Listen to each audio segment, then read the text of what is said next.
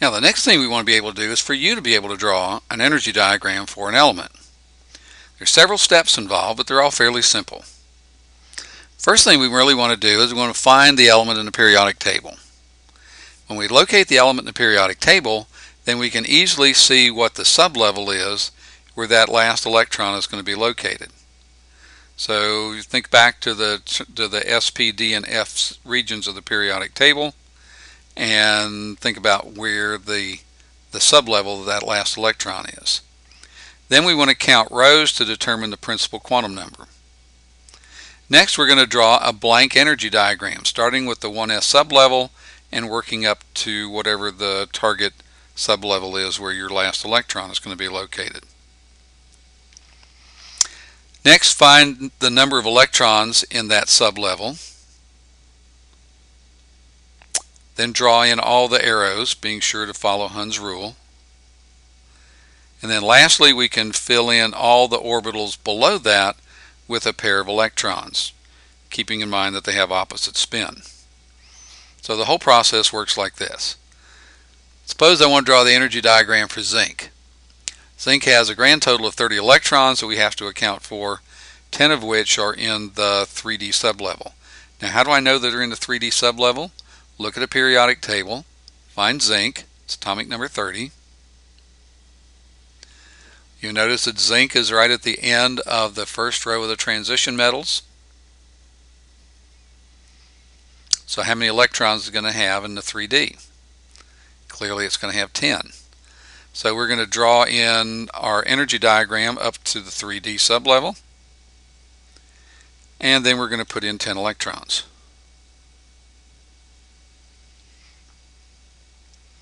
Now what about all the orbitals below that?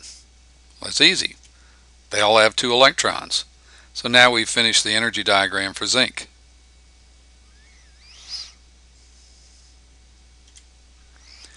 Now, what I'd like for you to do is to draw the energy diagram for these elements: oxygen, aluminum, vanadium, and tin. And for 3 of them, you can actually thumb back in the earlier video and look at the energy diagrams. So put this on pause and go ahead and do that.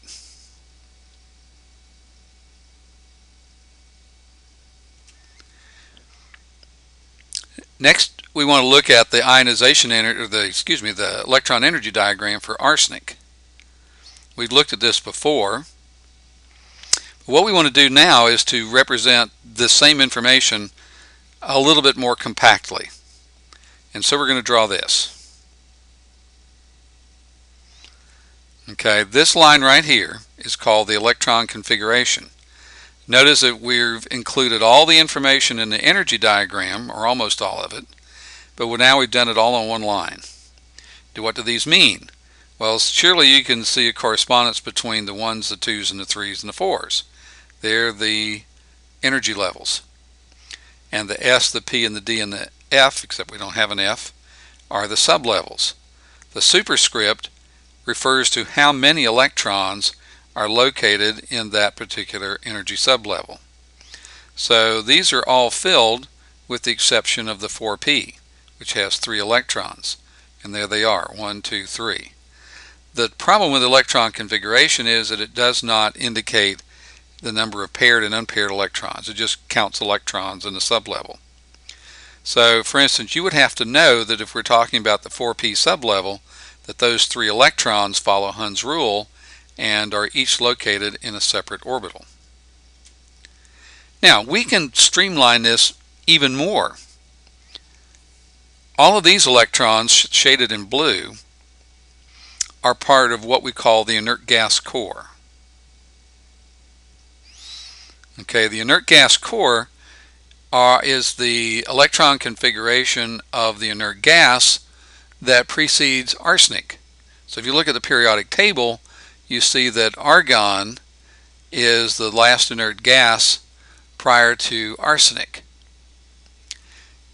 Those electrons in the inert gas core will never ever be involved in a chemical reaction. Only the outermost electrons are going to do that. So what we can do is we can streamline our electron configuration even more by collapsing all of those electrons, the 1s2, 2s2 through the 3p6, into simply the symbol for argon. And it represents, when we put it in square brackets, the symbol argon represents 1s2 through 3p6. Then notice that we pick up with the 4s. So here we've got our 4s, our 3d10, and the 4p3. So this is the shortcut way for representing the electron configuration. So we've now collapsed this energy diagram into this. Simple, huh? What I'd like for you to do is to write the electron configuration for these 6 elements. So click the pause button and go ahead and do that.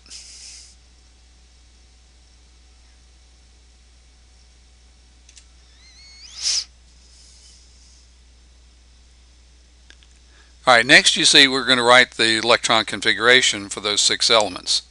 So for aluminum, aluminum has a neon core. So after the neon core, we pick up with the S sublevel. It's going to 3s2, 3p1.